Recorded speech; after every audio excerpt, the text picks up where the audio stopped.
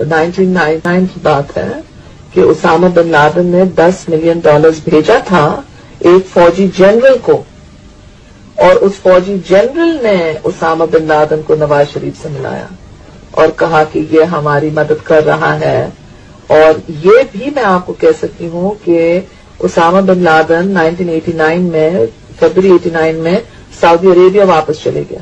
میں اس کو نہیں جانتی تھی، مگر $10 ملین کے حوالے سے مجھے معلوم ہے کہ وہ واپس چلے گیا تھا سعودی عربیہ، کیونکہ جہاد ختم ہو چکا تھا.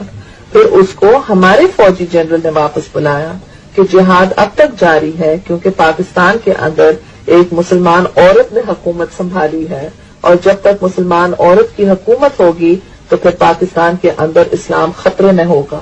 اور پھر اس خطرے سے بچانے کے لیے اور ان کی حکومت کو ختم کرنے کے لیے ہمیں پیسوں کی ضرورت ہے. اور وہ پیسے پھر لیے گئے. کئی میٹنگز ہوئے پروونشل منسٹرز کے ساتھ، اور اس کے بعد یہ نو کانفیڈنس موو 1989 کی اسمبلی میں ہوا، جو ڈیفیٹ ہوا.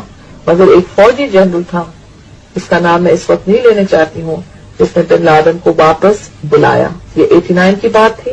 پھر 1990 میں یہی فوجی ٹولہ تھا جن کو میں جہادی جنرلز کہتی ہوں، جنہوں نے بن لادن کو کہا کہ تم سعودی عربیہ کے بادشاہ کو کہو کہ وہ امریکی افواج مت لے، وہ کہیں کہ جو افغان مہاجرین ہیں وہ آ کر کے سعودی عربیہ کا دفاع کریں گے.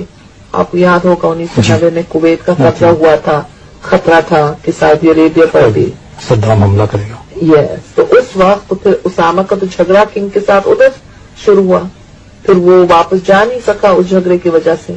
اور وہ وقت تھا جب یہ پلاننگ ہوئی 90 اور 93 کے درمیان کہ ہم ابھی امریکہ کے خلاف کام کریں گے.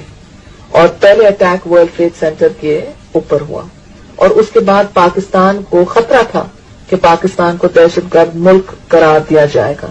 بیگ ان کی فیور میں بیان دے رہے تھے.